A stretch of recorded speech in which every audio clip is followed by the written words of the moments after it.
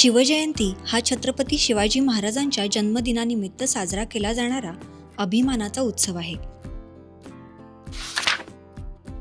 त्यांचा जन्म 19 फेब्रुवारी 1630 रोजी शिवनेरी किल्ल्यावर झाला. त्यांच्या वडिलांचे नाव शहाजीराजे आणि आईचे नाव राजमाता जिजाबाई होते. जिजाऊंच्या संस्कारांनी त्यांच्या मनात स्वराज्याचे स्वप्न रुजले. अवघ्या 16व्या वर्षी त्यांनी स्वराज्याची शपथ घेतली. गनिमी काव्याच्या युद्धतंत्राने त्यांनी बलाढ्य शत्रूंना पराभूत केले. ते शूर योद्धा आणि कुशल प्रशासक होते.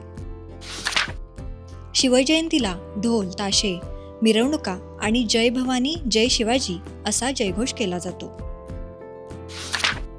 हा दिवस आपल्याला त्यांच्या आदर्शांची प्रेरणा देतो.